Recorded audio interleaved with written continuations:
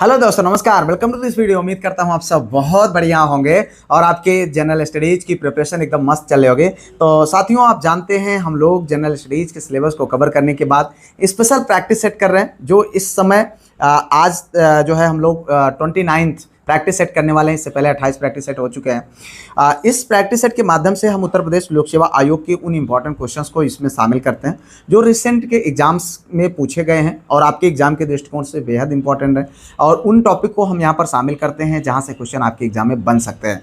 तो इस practice set को इसी बेस पर तैयार किया गया और ये वीडियो नियमित तौर पर हमारे इसी यूट्यूब चैनल पर शाम को 7 बजे और उसके साथ साथ मॉर्निंग में करंट अफेयर्स की क्लास जो है सुबह 7 बजे प्राप्त होती है। और आप इस समय जो है टेस्ट चल रहा है, जो कि एक मॉक टेस्ट के रूप में अपने एप्लीकेशन पर आप लिंक मैंने उसका जो है डिस्क्रिप्शन में दिया है एप्लीकेशन का, आप उसको डाउनलोड कर लीजिए या फिर गूगल प्ले स्टोर से प्रमोद पाल जीआईसी टीचर करके आप सर्च कर लीजिएगा। सब कुछ आपको आपके एग्जाम ओरिएंटेड मिल जाएगा। या फिर आप हमारे इस नंबर 9565272442 नंबर पर व्हाट्सएप के माध्यम से कॉन्टैक्ट कर लीजिए। वहाँ पर आपको सब कुछ आपके लिए आपके एग्जाम ओरिएंटेड प्रोवाइड कराया जा रहा है। आइए भैया शुरू करते हैं। यहाँ से लेते हैं पहला क्वेश्चन। यह है व्यक्तिगत सत्याग्रह के पहले सत्याग्रही का नाम बताना है आपको। The name of the first satyagrahi of the individual satyagraha was. देखो, ये क्वेश्चन जो है बहुत चुनिंदा है, बहुत इंपॉर्टेंट है, आपके एग्जाम में आए हुए हैं। यहाँ पर आप देख सकते हैं जीआईसी अल्टीग्रेड 2025 के एग्जाम में क्वेश्चन पूछा जा चुका है। यहाँ पर है जवाहरलाल नेहरू, महात्मा गांधी, विनोबा भावे, सुभाष चंद्र बोस। ठीक है, 4 विकल्प है, इनमें से आपको बताना है मेरे भाई सही विकल्प। मेरे भाई, मैं आपको बार बार कहता हूं कि जितने भी क्वेश्चन के आंसर आपको पता हो आप उनको तुरंत कमेंट में लिख दें। ना पता हो मेरे बताने की बात करें, लेकिन कमेंट में आंसर जरूर लिखें। जी हाँ, यहाँ पर जो सही विकल्प है वो है विनोबा भावे। जी हाँ, अगर हम बात करें 1940 में महात्मा गांधी ने द्वितीय विश्व युद्ध में ब्रिटिश सरकार की भारतीय युद्ध नीतियों के खिलाफ व्यक्तिगत सत्याग्रह शुरू किया।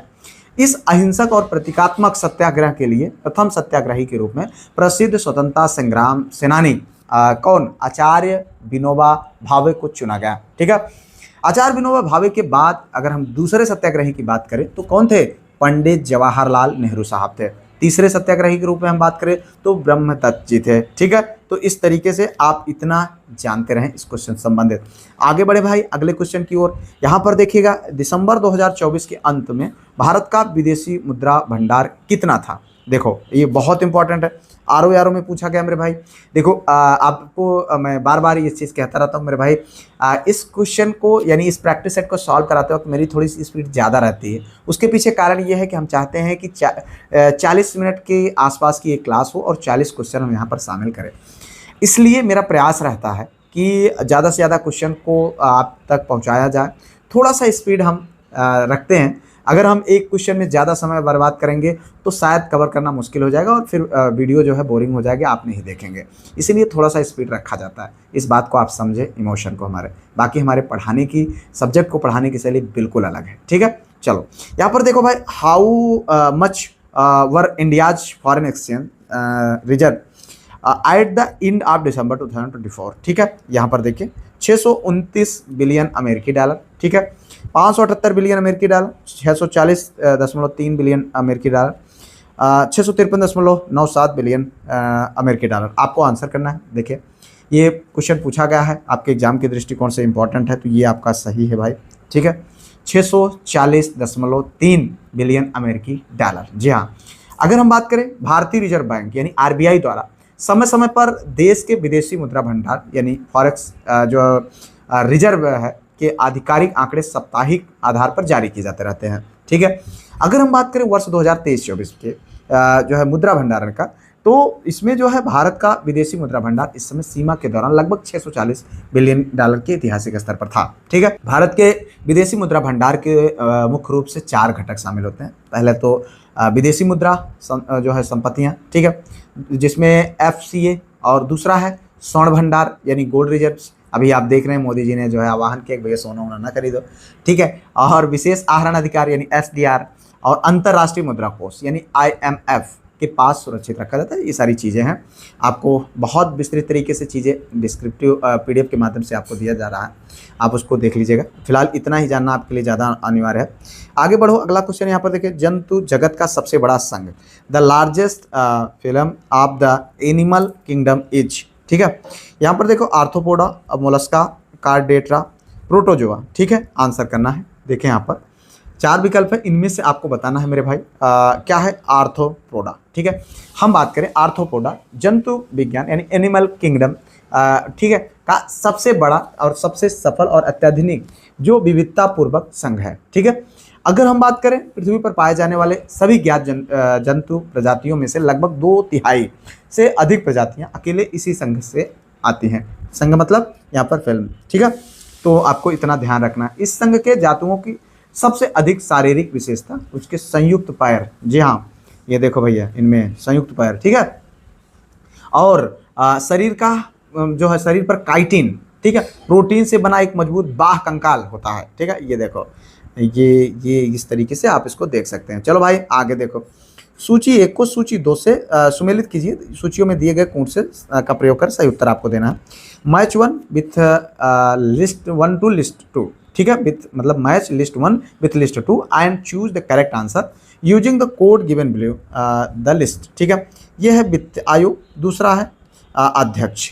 11वां वित्त आयोग, देखो ये यूपी पीसीएस 2025, हमने इस क्वेश्चन को कई बार सॉल्व कराया और इसको हम बार बार आपको कहते रहते हैं भाई तैयार रखना इसके लिए। अब देखो 11वां डॉक्टर सी रंगराजन, 12वां डॉक्टर YB रेड्डी, 13वां प्रोफेसर ए एम खुसरो, 14वां की बात करें डॉक्टर विजयपाल केलकर। तो अब देखो यहाँ पर ये वित्त आयोग है और इसके अध्यक्ष हैं।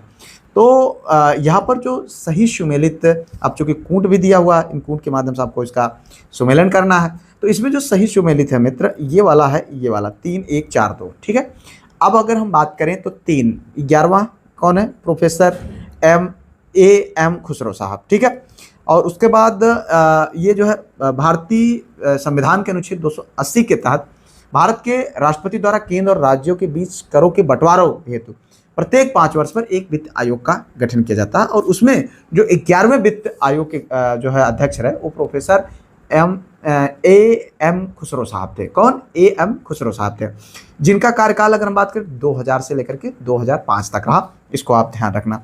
अब आप बात करते हैं भैया यहाँ पर 12वां के डॉक्टर सी रंगराजन साहब थे। कौन थे, डॉक्टर सी रंगराजन साहब 12वें वित्त आयोग के अध्यक्ष थे। और जो है अगर हम बात करें 13वें वित्त आयोग के, तो ये थे यहाँ पर आप देखिए जो है ये डॉक्टर विजय एल केलकर साहब थे।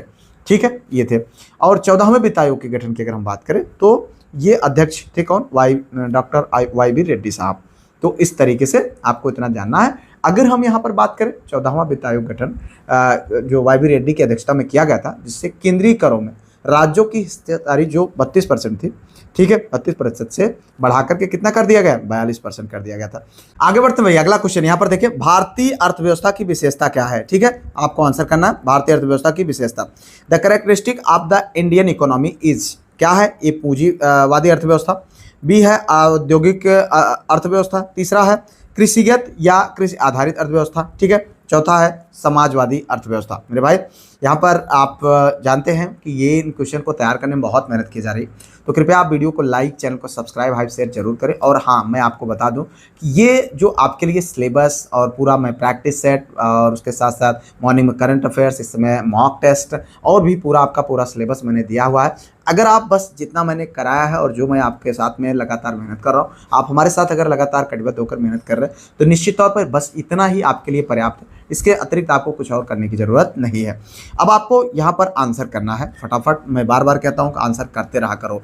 ठीक है, यहाँ पर देखें जो सही विकल्प है वो है कृषिगत या कृषि आधारित अर्थव्यवस्था। ठीक है, भारतीय अर्थव्यवस्था क्या है, कृषिगत या कृषि आधारित अर्थव्यवस्था है और हम सब बचपन से पढ़ते आ रहे हैं।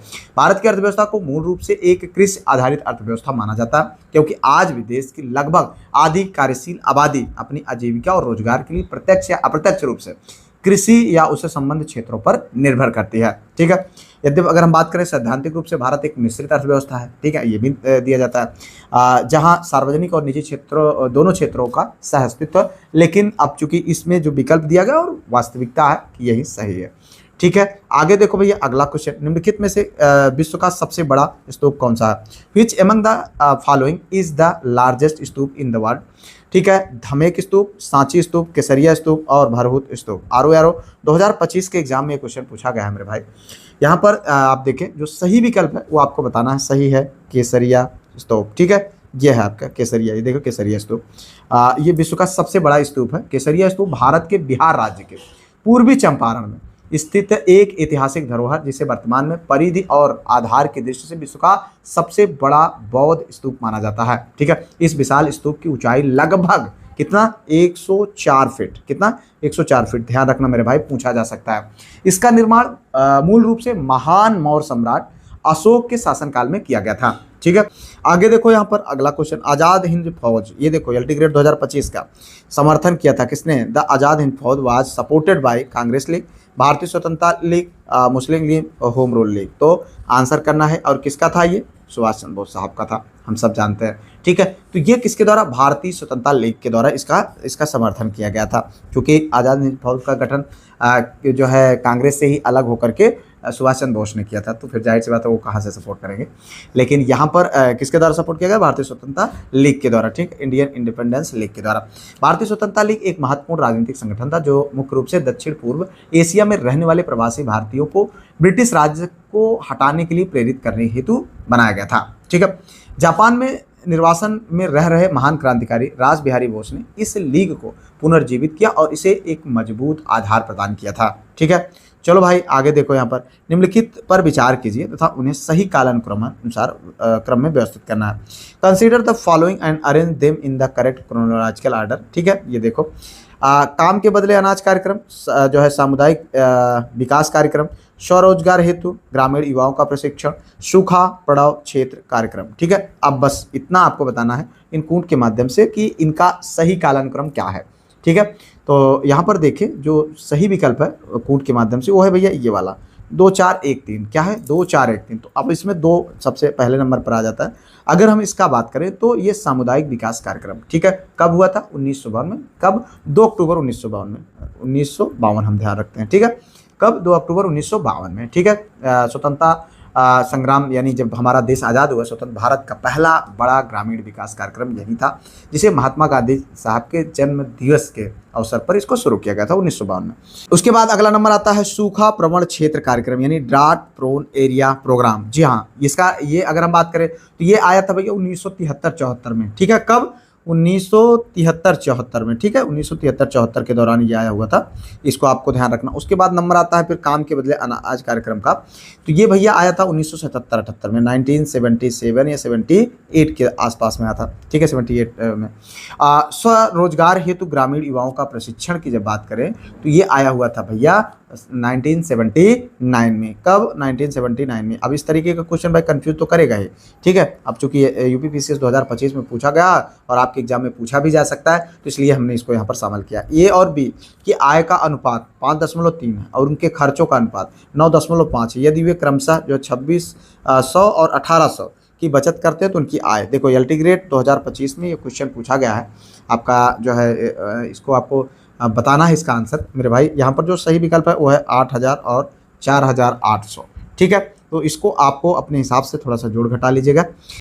आगे बढ़ो भैया, अगला क्वेश्चन, 1539 ईस्वी में अपनी मृत्यु से पूर्व बाबा गुरु नानक ने अपना उत्तराधिकारी किसे चुना था? ठीक है, यहाँ पर देखो, before his death in 1539 AD whom did Baba Guru Nanak choose as his successor? Guru Namdev, Guru Tegh Bahadur, गुरु अर्जुन, गुरु अंगद। देखो आरो 2025 में क्वेश्चन पूछा गया है।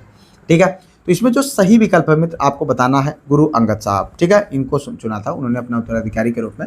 सिख धर्म के संस्थापक और सिखों के प्रथम गुरु बाबा गुरु नानक देव जी ने 1539 ईस्वी में करतारपुर में अपना नश्वर शरीर त्यागने से पूर्व अपना उत्तराधिकारी उन्होंने स्वयं चुना था। उन्होंने अपने दोनों पुत्रों श्रीचंद और लक्ष्मीदास को उनके सांसारिक मोह के कारण दरकिनार करते हुए सबसे योग्य, विनम्र और जो अपने समर्पित शिष्य भाई लाहना को गुरुगद्दी सौंपी थी। ठीक है, और गुरु नानक जी ने भाई लाहना के समर्पण से प्रसन्न होकर के उसे गुरु अंगद यानी अर्थात अपने ही शरीर का एक अभिन्न अंग ये जो है अर्थ दे करके एक नया नाम उनको प्रदान किया था। ठीक है, आगे बढ़ते हैं भैया, अगला क्वेश्चन यहाँ पर देखें, नीचे 2 कथन दिए गए हैं जिनमें से एक को कथन ए दूसरे को कारण आर के रूप में अंकित किया गया है।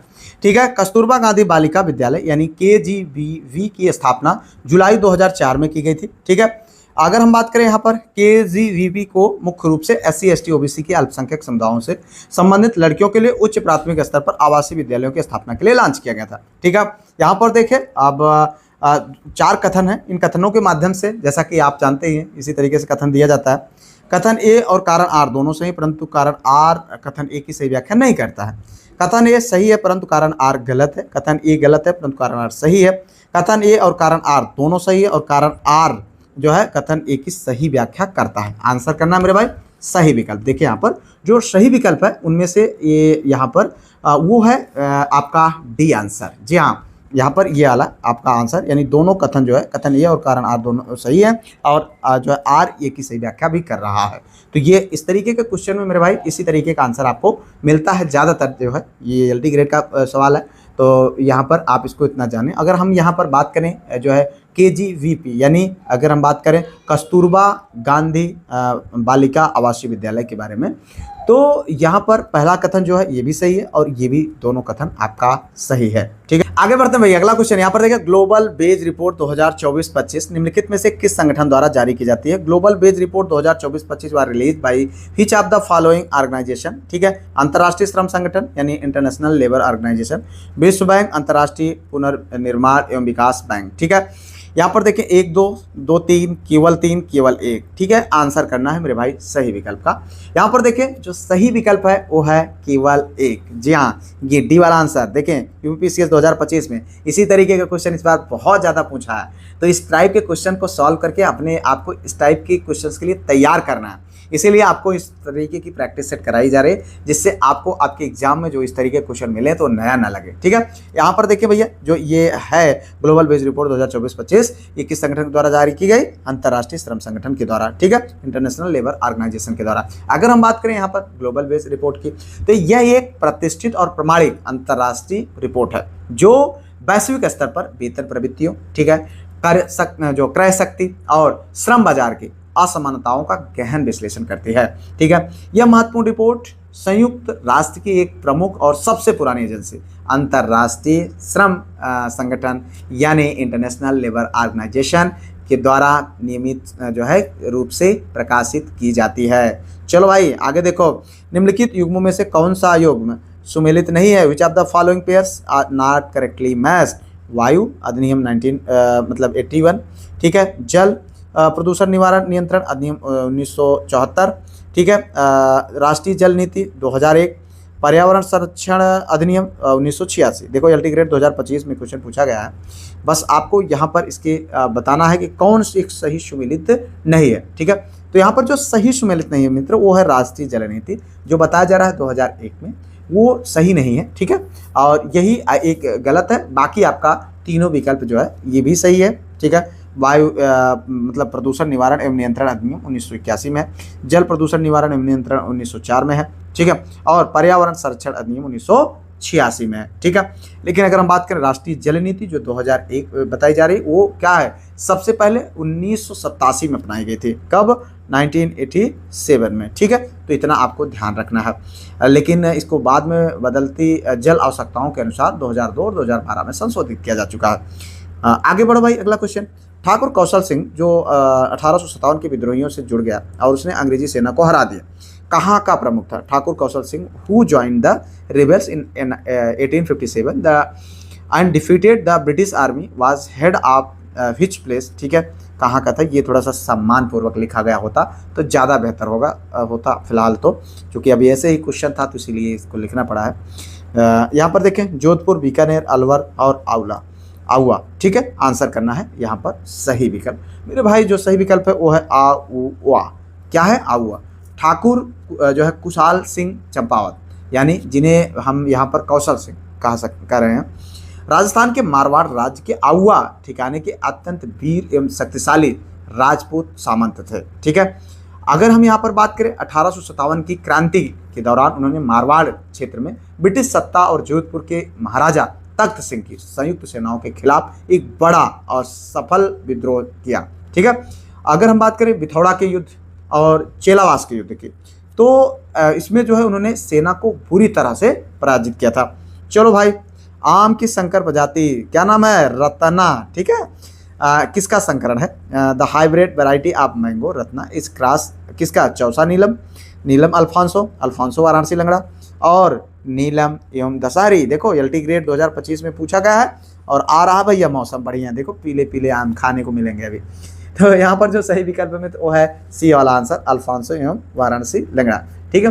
भारत के कृषि वैज्ञानिकों द्वारा आम की कई उन्नत संकर प्रजातियां यानी मिक्स्ड प्रजातियां अगर हम कहें तो हाइब्रिड जिसे कहा जाता है विकसित की गई है, ताकि उनमें अच्छी गुणवत्ता, रोग प्रतिरोधक क्षमता और अधिक जो है पैदावार प्राप्त किया जा सके। ठीक है। आम और जो है अगर हम बात करें यहाँ पर आम की प्रसिद्ध एवं स्वादिष्ट रत्ना प्रजाति को नीलम और अल्फांसो किस्मों के बीच क्रॉस करा करके कोंकण कृषि विद्यापीठ दावापोली द्वारा विकसित किया गया।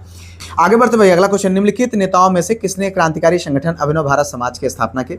Who among the following leaders founded the revolutionary organization Abhinav Bharat Samaj? ठीक है। भगत सिंह, विनायक दामोदर सावरकर, बरिंद्र कुमार घोष, पुलिन बिहारी। ठीक है। आंसर करना मेरे भाई। देखिए यहाँ पर जो सही विकल्प है वो है कौन, यहाँ पर आप देखें विनायक दामोदर सावरकर साहब। ठीक है। ये आपका सही विकल्प है। अभिनव भारत समाज एक अत्यंत गुप्त और उग्र जो है राष्ट्रवादी क्रांतिकारी संगठन था, जो ब्रिटिश शासन को उखाड़ फेंकने के लिए सशस्त्र क्रांति में पूर्ण विश्वास करता था। और इस संगठन की स्थापना की अगर हम बात करें तो कब, 1904 ईस्वी में। कब? 1904 में महाराष्ट्र के नासिक शहर के विनायक दामोदर सावरकर और उनके बड़े भाई गणेश दामोदर सावरकर साहब के द्वारा इस संगठन यानी अभिनव भारत समाज की स्थापना किया था। यह संगठन मूल रूप से सावरकर भाइयों द्वारा कब, 1899 में जो है स्थापित मित्र मेला नामक एक युवा समूह का ही नया परिपक्व और गुप्त स्वरूप था, जो इटली के क्रांतिकारी जो है ग्यूसेप मेजनी के यंग इटली से प्रेरित था। चलो आगे बढ़ो, अगला क्वेश्चन, निम्न कथनों में से गांधी के संदर्भ में कौन सा कथन सही? Which of the following statement is correct regarding Gandhi? अछूतों की दशा में सुधार के लिए कठोर संघर्ष किया, struggle hard for the improvement of the condition of untouchable. असहयोग आंदोलन शुरू किया, असभ्य आज्ञा आंदोलन, उपर्युक्त सभी। देखो ये क्वेश्चन आपका इंपॉर्टेंट है मेरे भाई, आपको ध्यान रखना है। यहाँ पर जो सही विकल्प है वो है उपर्युक्त सभी। जी हाँ, ये तीनों कार्यक्रम किसके द्वारा किया गया था? गांधी जी के द्वारा। महात्मा गांधी भारतीय स्वतंत्रता संग्राम के सबसे महान और प्रमुख जननेता थे, जिन्होंने ब्रिटिश राज के खिलाफ सत्य और अहिंसा के मार्ग पर चलते हुए कई बड़े अखिल भारतीय आंदोलनों का सफलतापूर्वक जो है नेतृत्व किया। उन्होंने 1920 में, कब? 1920 में जलियांवाला जो बाग हत्याकांड और रॉलेट एक्ट जैसे दमनकारी जो है कानूनों के विरोध में एक असहयोग आंदोलन उन्होंने कब शुरू किया था? 1920 में। ठीक है। जलियांवाला बाग तो 1919 में हुआ था, लेकिन इन्हीं सब के परिणामों की वजह से असहयोग आंदोलन इन्होंने कब शुरू किया था? 1920 में। उसके बाद सविनय अवज्ञा आंदोलन 1930 में इन्होंने किया था, साबरमती से दांडी तक ऐतिहासिक यात्रा कर नमक कानून को तोड़ा था। ठीक है। चलो भाई आगे देखो, यहाँ पर निम्नलिखित में से किस भारतीय नेता ने लंदन में प्रथम गोलमेज सम्मेलन में भाग लिया था? देखिए यहाँ पर which of the following Indian leader participated in the first round table conference in London? जो है मौलाना मोहम्मद अली, मौलाना अब्दुल कलाम आज़ाद, महात्मा गांधी, पंडित जवाहरलाल नेहरू। ठीक है। तो यहाँ पर जो सही विकल्प है मित्र वो आपको बताना है। सही विकल्प है मौलाना मोहम्मद अली। जी हाँ, ये आपका सही विकल्प है। बाकी ये दोनों कांग्रेस से थे तो नहीं, मतलब ये लोग कांग्रेस के थे, तो कांग्रेस के लोग इसको जो है इग्नोर कर रहे थे। ठीक है। ब्रिटिश सरकार ने साइमन कमीशन की रिपोर्ट पर विचार करने और भारत के भविष्य के लिए एक नया संविधान तैयार करने के उद्देश्य से लंदन में गोलमेज सम्मेलनों का आयोजन किया था। ठीक है। प्रथम गोलमेज सम्मेलन की अगर हम बात करें तो कब हुआ था? नवंबर 1930 में। कब? 1930 में हुआ था। ये चला था जनवरी 1931 तक का। भारतीय राष्ट्रीय कांग्रेस और उनके प्रमुख नेता महात्मा गांधी, जवाहरलाल नेहरू ने इसका पूर्ण बहिष्कार किया था, क्योंकि ये उस समय भारत में सविनय अवज्ञा आंदोलन चला रहे थे। हालांकि इस पहले सम्मेलन में भारत के अन्य जो अल्पसंख्यक समुदायों के उदारवादियों और रियासतों के प्रतिनिधि ने भाग लिया था। अखिल भारतीय मुस्लिम लीग की ओर से मौलाना मोहम्मद अली जौहर मुख्य रूप से शामिल थे। महात्मा गांधी ने केवल अगर हम बात करें तो एक गोलमेज सम्मेलन में भाग लिया था, वो द्वितीय था, लेकिन वो भी सफल नहीं रहा था। आगे देखो, यहाँ पर भारतीय संविधान में राज्य के नीति निषेध तत्वों को निम्न में से किस देश के संविधान से लिया गया है? बहुत इंपॉर्टेंट, कई बार हमने देखा है। United kingdom, British, United state of America, Ireland और जापान। इंपॉर्टेंट भाई, ध्यान रखना। इसमें सही है आयरलैंड। जी हाँ, आंसर करते जाइए मेरे भाई। आपको मैं बार बार कहता हूँ कि आपके आंसर बहुत ज़रूरी है, आपको इनके आंसर जरूर देना चाहिए। ठीक है। इस क्वेश्चन को बहुत बार पूछा गया है, यहाँ पर आप देख लीजिए कहाँ से लिया गया है? आयरलैंड से। भारतीय संविधान के निर्माताओं में खास करके BN राव यानी भीमराव, उसके बाद भीमराव अम्बेडकर साहब ने दुनिया के विशिष्ट, उत्कृष्ट और सफल संविधानों के प्रमुख प्रावधानों का गहन अध्ययन कर उन्हें भारत की परिस्थितियों के अनुकूल जो है अपने संविधान में अपनाया। ठीक है, संविधान के भाग 4 में अनुच्छेद 36 से 51 तक वर्णित राज्य के निर्देशक तत्वों की प्रेरणा मुख्य रूप से आयरलैंड के संविधान से ली गई। ठीक है, संविधान में संशोधन की पहल की जा सकती है। The initiative for an amendment to the constitution can be taken. Lok Sabha में, केवल राज्यसभा में, केवल राज्य विधानसभाओं में और संसद के किसी एक सदन में। ठीक है, आंसर करना है सही विकल्प। देखिए यहाँ पर जो सही विकल्प है वो है आपका संसद के किसी एक सदन में। ठीक है, in either house of parliament. ठीक है, ध्यान समझिएगा मेरे भाई। अगर यहाँ पर हम देखें तो क्या कह रहा है, भारतीय संविधान के भाग 20, ठीक है, भाग 20 के अनुच्छेद 368 के अंतर्गत संविधान संशोधन की प्रक्रिया का विस्तृत वर्णन किया गया है। संविधान संशोधन हेतु कोई भी विधेयक भारतीय संसद के किसी भी सदन यानी अर्थात लोकसभा या राज्यसभा में प्रस्तुत किया जा सकता है। इस विधेयक को प्रस्तुत करने के लिए किसी मंत्री या गैर सरकारी सदस्य को अधिकार है। ठीक है, अब और उनके लिए राष्ट्रपति की पूर्व स्वीकृति की आवश्यकता नहीं होती है। आगे देखो भैया, अगला क्वेश्चन, भारत में न्यायालय निर्वाचन संबंधी मामले में हस्तक्षेप कर सकता है। In India the court can intervene in election related matter only. तो आपको आंसर करना है जनहित याचिका के आधार पर, ठीक है, निर्वाचन याचिका के आधार पर, व्यक्तिगत हित याचिका के आधार पर, समूह हित याचिका के आधार पर। ठीक है, अब यहाँ पर देखें जो सही विकल्प है वो है भैया निर्वाचन याचिका के आधार पर, on the basis of election petition. ठीक है, अगर हम बात करें तो भारतीय संविधान का अनुच्छेद 329, कौन 329 और बी, ये क्या है 329 बी निर्वाचन संबंधी मामलों में न्यायालयों के हस्तक्षेप पर स्पष्ट रोक लगाता है। किसी भी चुनाव को लेकर के केवल निर्वाचन याचिका के माध्यम से ही चुनौती दी जा सकती है। यह निर्वाचन याचिका जन प्रतिनिधित्व अधिनियम 1951 कितना 1951 के प्रावधानों के तहत सीधे उच्च न्यायालय के समक्ष प्रस्तुत की जाती है। चुनाव प्रक्रिया के सुचारू संचालन को सुनिश्चित करने के लिए सामान्य जनहित याचिकाओं या अन्य याचिकाओं के आधार पर चुनाव प्रक्रिया को बीच में रोका या चुनौती नहीं दिया जा सकता है। ठीक है, चलो भाई आगे देखो। यहाँ पर निम्न में से कौन मंदाकिनी नदी के किनारे अवस्थित है? Which of the following is not, ठीक है, नहीं है, बात हो रही है, not situated in the bank of the Mandakini river. Gaurikund, Rambara, Govind Ghat, Guptkashi. तो ये भैया आपको आंसर करना है कौन एक नहीं है। ठीक है, तो यहाँ पर देखिए जो सही विकल्प है वो है गोविंद घाट। क्या है? गोविंद घाट। ठीक है, अब अगर हम यहाँ पर देखें तो ये सही विकल्प है गोविंद घाट। अगर हम बात करें गोविंद घाट उत्तराखंड के चमोली जिले में अलकनंदा और लक्ष्मण जो है गंगा नदियों के संगम पर स्थित है। यह मंदाकिनी नदी के तट पर अवस्थित नहीं है। अगर हम बात करें आगे तो मंदाकिनी नदी का उद्गम की बात करें तो केदारनाथ के निकट चोराबारी ग्लेशियर से होता है। यह रुद्रप्रयाग में जाकर अलकनंदा नदी से मिल जाती है। ठीक है, अगर हम बात करें गौरीकुंड, रामबाड़ा और गुप्तकाशी, ये तीनों ही महत्वपूर्ण तीर्थस्थल है और पड़ाव सीधे तौर पर मंदाकिनी नदी की घाटी पर जो है पड़ते हैं। आगे बढ़ो भाई। निम्नलिखित शैल तंत्रों में से कौन सा धात्विक खनिजों में सर्वाधिक संपन्न है? Which of the following rock systems is richest in metallic minerals? ठीक है, निम्न बिंध्य तंत्र, धारवाड़ तंत्र, कुड़प्पा तंत्र, ऊपरी बिंध्य तंत्र। आंसर करना है। देखिए यहाँ पर आपका जो सही विकल्प है मित्र वो है आपका धारवाड़ तंत्र। ठीक है, धारवाड़ सिस्टम। अगर हम बात करें भारत के भूवैज्ञानिक इतिहास में धारवाड़ शैल तंत्र आर्थिक रूप से सबसे महत्वपूर्ण और धात्विक खनिजों में सर्वाधिक संपन्न चट्टानें हैं। इन चट्टानों का निर्माण आर्कियन चट्टानों के अपरदन और निक्षेपण से हुआ और ये भारत की सबसे प्राचीन अवसादी और कायांतरित चट्टानें हैं। देश के प्रमुख मूल्यवान खनिज जैसे लोहा, सोना, मैग्नीज, तांबा, टंगस्टन, क्रोमियम मुख्य रूप से इन्हीं धारवाड़ चट्टानों में प्रचुर मात्रा में पाए जाते हैं। इनके विपरीत अगर हम बात करें बिंद तंत्र की जो चट्टानें भवन निर्माण सामग्री के लिए और कुड़प्पा तंत्र की कुछ अन्य धात्विक खनिजों के लिए जानी जाती हैं। ठीक है, आगे बढ़ो भाई। अगला क्वेश्चन, मिकांग नदी के संदर्भ में निम्नलिखित में से कौन सा ऐसे कथन सही है? मिकांग नदी का उद्गम तिब्बत के पठार से है। मिकांग का डेल्टा दक्षिण कंबोडिया में स्थित है। दो चीज़ें, दो कथन दिया गया भाई। मिकांग का उद्गम तिब्बत पठार से है। ठीक है, पहला कथन है। दूसरा है मिकांग का डेल्टा दक्षिण कंबोडिया में स्थित है। केवल एक, केवल दो, एक दो दोनों, ना तो एक ना ही दो। आंसर करना है सही विकल्प। देखिए यहाँ पर केवल एक। जी हाँ, मिकांग का उद्गम तिब्बत के पठार से है, ये आपका सही विकल्प है, बाकी दूसरा गलत है।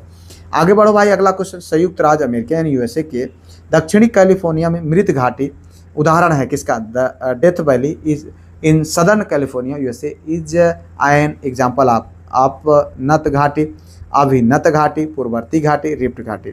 देखो यहाँ पर सही विकल्प आंसर करना है रिफ्ट घाटी। जी हाँ, रिफ्ट घाटी ये आपका सही विकल्प है। संयुक्त राज्य अमेरिका के कैलिफोर्निया स्थित मृत घाटी एक विवर्तनिक यानी टेक्टोनिक प्रक्रिया से निर्मित रिफ्ट घाटी का एक उत्कृष्ट उदाहरण है। रिफ्ट घाटी का निर्माण तब होता है जब पृथ्वी की पपड़ी में तनाव के कारण दो समानांतर भ्रंशों के बीच का भूखंड नीचे धंस जाता है। डेथ वैली उत्तरी जो है, अगर हम बात करें तो डेथ वैली जो है उत्तरी अमेरिका महाद्वीप का सबसे निचला और सबसे शुष्क और सबसे गर्म स्थान है, जो समुद्र तल से भी काफी नीचे स्थित है। ठीक है, आगे देखो यहाँ पर पारिस्थितिक तंत्र में एक पोषी स्तर से दूसरे पोषी स्तर में स्थानांतरण से ऊर्जा होती है। ये देखो यहाँ पर भैया, ठीक है, बढ़ती है, घटती है, स्थिर रहती है, बढ़ सकती है या घट सकती है। आंसर करें सही विकल्प। देखिए यहाँ पर जो सही विकल्प है वो है भैया घटती है। जी हाँ, डिक्रीज होता है, धीरे धीरे करके यहाँ ऊपर की ओर बढ़ती है। ठीक है, 100% से 10% और फिर 1%, इस तरीके से ये 10% रूल होता है। चलो भाई आगे देखो, यहाँ पर लहरें एक स्थान से दूसरे स्थान तक संचरित करती हैं। Wave transmit from one place to another, द्रव्यमान, कोशांक, तरंगदैर्घ्य, ऊर्जा। आंसर करना है सही विकल्प। तो यहाँ पर देखें जो सही विकल्प है वो है क्या? एनर्जी यानी ऊर्जा। ठीक है, भौतिक विज्ञान के मूलभूत सिद्धांतों के अनुसार कोई भी तरंग किसी माध्यम में उत्पन्न व विक्षोभ है जो बिना माध्यम बदले एक स्थान से दूसरे स्थान तक ऊर्जा का संचरण करता है। लहरों या तरंगों के संचरण के दौरान माध्यम के कण अपना स्थान छोड़ करके आगे नहीं बढ़ते हैं, बल्कि वे अपनी माध्य स्थिति के इर्द गिर्द केवल दोलन करते हैं। अतः हम बात करें तो तरंगों के माध्यम से द्रव्यमान का कोई भी भौतिक स्थानांतरण नहीं होता है, केवल विक्षोभ और ऊर्जा ही आगे बढ़ती है। ठीक है, तो इतना आपको यहाँ पर इस क्वेश्चन संबंधित जानना चाहिए। दृष्टिपटल यानी रेटिना पर जो चित्र बनता है, the image form on the retina, वस्तु के बराबर होता है परंतु उल्टा होता है। वस्तु से छोटा होता है वह सीधा होता है, वस्तु से छोटा होता है वह उल्टा होता है, वस्तु के बराबर होता है वह सीधा होता है। ठीक है, आंसर करो। यहाँ पर देखें जो सही विकल्प है वो है वस्तु से छोटा होता है वह उल्टा होता है। ठीक है, मानव नेत्र में एक प्राकृतिक उत्तल लेंस लगा होता है जो प्रकाश की किरणों को मोड़कर आँख के सबसे भीतरी पर्दे यानी रेटिना पर केंद्रित करता है। प्रकाशिकी के नियमों के अनुसार नेत्र जो है लेंस द्वारा रेटिना पर बनने वाला प्रतिबिंब हमेशा वास्तविक और उल्टा होता है। क्या होता है? वास्तविक और उल्टा होता है, क्योंकि विशाल वस्तुओं को आँख के छोटे से रेटिना पर केंद्रित करना होता है। इसके लिए जो है बनने वाला चित्र मूल रूप से आकार से हमेशा छोटा यानी डिमिनिश्ड होता है। ठीक है, आँख में बना यह उल्टा चित्र दृक् तंत्रिका यानी ऑप्टिक नर्व्स द्वारा विद्युत संकेतों के रूप में मस्तिष्क तक पहुंचता है, जहां मस्तिष्क इसे प्रोसेस करके हमें सीधा और वास्तविक जो है आभास कराता है या महसूस कराता है। आगे बढ़ो भाई, अगला क्वेश्चन। निम्नलिखित में से कौन जीवाश्म ईंधन है? Which of the following is the fossil fuel? Alcohol, ether, water gas और प्राकृतिक गैस। आंसर करना है सही विकल्प। यहाँ पर देखें जो सही विकल्प है भैया वो है प्राकृतिक गैस। जी हाँ, प्राकृतिक गैस, नेचुरल गैस। यहाँ पर आप देखें जीवाश्म ईंधन ऊर्जा के वे प्राकृतिक स्रोत हैं जो लाखों वर्षों तक पृथ्वी की सतह के नीचे दबे हुए मृत पौधों और जानवरों के अवशेषों यानी जीवाश्म के विघटन से बनते हैं। ठीक है, ये जैसे आप देख रहे हैं यहाँ पर, तो ये प्राकृतिक गैस मुख्य रूप से मीथेन से बनी जो होती है और यह अक्सर पेट्रोलियम के कुओं के रूप में गैसीय रूप में पाई जाती है। ठीक है, चलो आगे देखो भाई, अगला क्वेश्चन। भारत की सबसे बड़ी मछली the largest fish in India is stone fish, whale shark, marlin और हिल्सा। तो ये है व्हेल शार्क। आगे बढ़ो भैया, अगला क्वेश्चन। नॉक्स सी सिंड्रोम किसके प्रदूषण के कारण होता है? तो भारी धातु, फास्फेट, फ्लोराइड और नाइट्रेट। आंसर करना भैया सही विकल्प। सही विकल्प है फ्लोराइड। जी हाँ, फ्लोराइड ये आपका सही विकल्प है। नॉक्स सी सिंड्रोम, जी हाँ, ये एक गंभीर जो है हड्डी रोग है जिसमें व्यक्ति के घुटने असामान्य रूप से अंदर की ओर मुड़कर एक दूसरे से टकराने लगते हैं। ठीक है, यह मुख्य रूप से पीने के पानी में फ्लोराइड के अत्यधिक प्रदूषण और विषाक्तता के कारण लंबे समय तक संपर्क में रहने से उत्पन्न होता है। ठीक है, चलो भाई देखो, भारत क्रायोजेनिक प्रौद्योगिकी का विकास कर रहा है। किस देश या एजेंसी को इस प्रौद्योगिकी यह प्रौद्योगिकी प्राप्त नहीं है? यूरोपियन स्पेस एजेंसी, ब्राज़ील और संयुक्त राज्य अमेरिका, जापान। ठीक है, आंसर करना है सही विकल्प। यहाँ पर देखिए जो सही विकल्प है वो है भैया ब्राज़ील। जी हाँ, क्रायोजेनिक प्रौद्योगिकी अंतरिक्ष विज्ञान की एक अत्यंत जटिल और उन्नत तकनीकी है, जिसमें रॉकेट को भारी पेलोड के साथ अंतरिक्ष में ले जाने के लिए अत्यधिक जो है कम तापमान पर तरल हाइड्रोजन और तरल ऑक्सीजन का उपयोग किया जाता है। ठीक है, अगर हम बात करें वर्तमान में दुनिया के केवल कुछ चुनिंदा देशों और एजेंसियों के पास ही पूर्ण स्वदेशी क्रायोजेनिक इंजन बनाने की क्षमता है। इसमें अमेरिका है, रूस है, फ्रांस है, जापान है, चीन और भारत है। ठीक है, आगे बढ़ो भाई। अगला क्वेश्चन, कंप्यूटर की स्मृति का मापन किया जाता है। Computer memory is measured by bits के आधार पर, ओम के आधार पर, एम्पियर के आधार पर, वोल्ट के आधार पर। तो आंसर करना भैया सही विकल्प है बिट्स के आधार पर। ठीक है, आगे बढ़ो भाई। अगला क्वेश्चन, निम्नलिखित में से कौन सा भारत में सतत विकास लक्ष्यों के कार्यान्वयन के लिए एक नोडल संस्था है? योजना आयोग, विनिवेश आयोग, नीति आयोग, वित्त आयोग। ठीक है, आंसर करते रहना भाई। ठीक है, यहाँ पर देखिए जो सही विकल्प है वो है नीति आयोग। जी हाँ, नीति आयोग जो है अगर हम बात करें इसका, तो संयुक्त राष्ट्र द्वारा वर्ष 2030 तक हासिल करने के लिए निर्धारित जो है सतत विकास लक्ष्यों को भारत में लागू करने के लिए जो मुख्य जिम्मेदारी दी गई है वो किसको दी गई है? नीति आयोग को सौंपी गई। नीति आयोग भारत सरकार का प्रमुख थिंक टैंक है जो इन वैश्विक लक्ष्यों को राष्ट्रीय विकास एजेंडे के साथ संरेखित करता है। आगे बढ़ो भाई। अगला क्वेश्चन, निम्नलिखित में से किसे भारतीय रिजर्व बैंक द्वारा निर्धारित नहीं किया जाता है? बैंक दर, CRR, PLR, SLR। ठीक है, सही विकल्प बताओ भाई। सही विकल्प है PLR। जी हाँ, PLR अगर हम बात करें तो प्राइम लेंडिंग रेट, यह वह ब्याज दर है जिस पर वाणिज्यिक बैंक अपने सबसे भरोसेमंद ग्राहकों को ऋण देते हैं। ठीक है, और अगर हम बात करें PLR या MCLR को भारतीय रिजर्व बैंक द्वारा निर्धारित नहीं किया जाता, बल्कि वाणिज्यिक बैंक जो है इसका स्वयं के आधार पर निर्धारित करते हैं। आगे बढ़ो भाई। अगला क्वेश्चन, भारत के उच्चतम न्यायालय के ने जो है आधार कार्ड की वैधता मानते हुए निम्नलिखित में से किसके लिए आवश्यक किया है? बैंक खाता, क्रेडिट कार्ड, पासपोर्ट और आयकर रिटर्न दाखिल करने के लिए। तो सही विकल्प है भैया, आपको बताना सही विकल्प है डी आंसर। यानी कि ये देखो यहाँ पर क्वेश्चन पूछा गया 2014 में और उसके आधार पर ये, हालांकि अब तो सबके लिए लगभग धीरे धीरे करके अनिवार्य किया जा रहा है। चलो आगे देखो भैया। अगला क्वेश्चन, पूसा बोल्ट एक प्रजाति है। Pusa bolt is a variety of गेहूं की, सरसों की, चना की, मूंगफली की। पूसा बोल्ट, ठीक है, प्रजाति है एक किसकी?